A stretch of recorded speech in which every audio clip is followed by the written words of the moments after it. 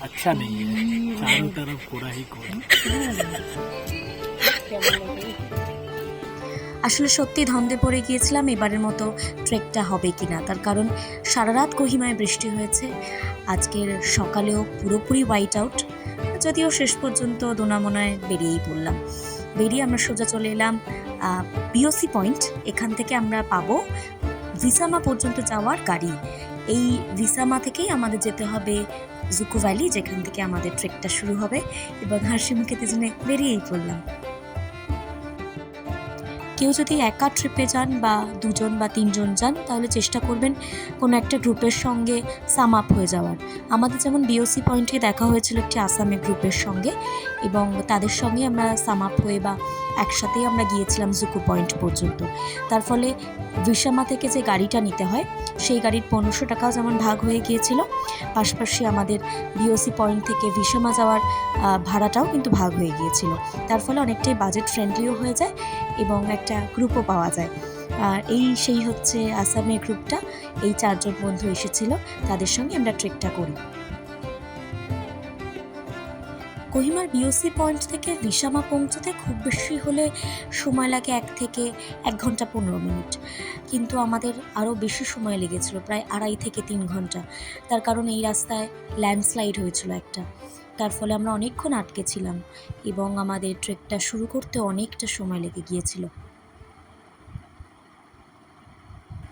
অবশেষে আমরা এসে পৌঁছলাম ভিসামা ভিলেজ প্রায় 3 ঘন্টা পর। এই ভিসামা ভিলেজ থেকে জুকু ভ্যালি পর্যন্ত রাস্তাটা প্রায় 13 কিলোমিটার। তার মধ্যে একটা বড় অংশ রাস্তা গাড়ি যাতায়াত করে, তার ফলে এই গাড়িতে যারা যাবেন তাদের জন্য 1500 টাকা ম্যান্ডেটরি। এই রাস্তা জুকু ভ্যালির রাস্তা, এবং একটি ট্রেকারের মতো গাড়ি, এই ধরনের গাড়ি, সেই গাড়িতে 12 জনের জন্য 1500 টাকা দিতে হবে, 2 জন গেলেও 1500 টাকা দিতে হবে।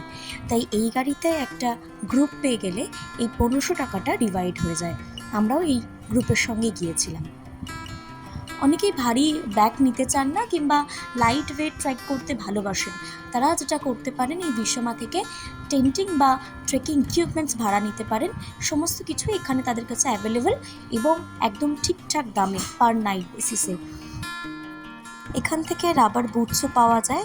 আমাদের আসামের বন্ধু যেমন পঞ্চো নিয়েছিল, তবে আমি বলবো এই ধরনের জুতোগুলো নিয়ে নিলে খুব সুবিধা হবে, তার কারণ ট্রেকে যে জঙ্গলের রাস্তা রয়েছে এবং বর্ষাকালে সেখানে প্রচণ্ড কাদা হয়ে যায়, তার ফলে হাইকিং শুও আপনাদের নষ্ট হতে পারে।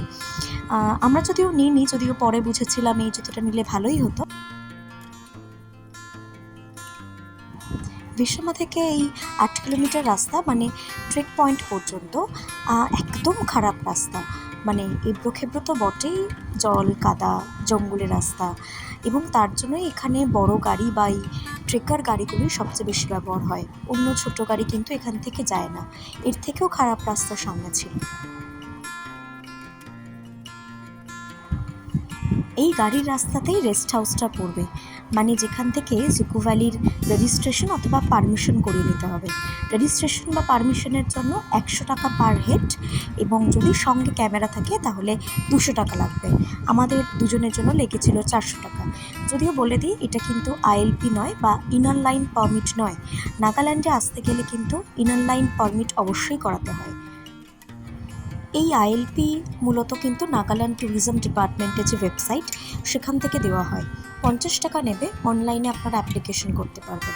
যদি অনলাইনে অ্যাপ্লিকেশন করতে ভুলে যান তাতে অসুবিধার কিছু নেই, ডিমাপুর এসেও কিন্তু এই অ্যাপ্লিকেশন করা যেতে পারে। তোমার টিকিট দেখাও, এন্ট্রি টিকিট। ভোটে নমিনেশন ফাইল এই যে আমাদের রেজিস্ট্রেশনও হয়ে গিয়েছে। এবার আমরা আবারও গাড়িতে উঠে এবার ট্রেকটা শুরু হবে। আমাদের যেখান থেকে ট্রেক পয়েন্ট শুরু হলো সেখান থেকে আমাদের হাঁটা প্রায় 5 থেকে 6 ঘন্টা।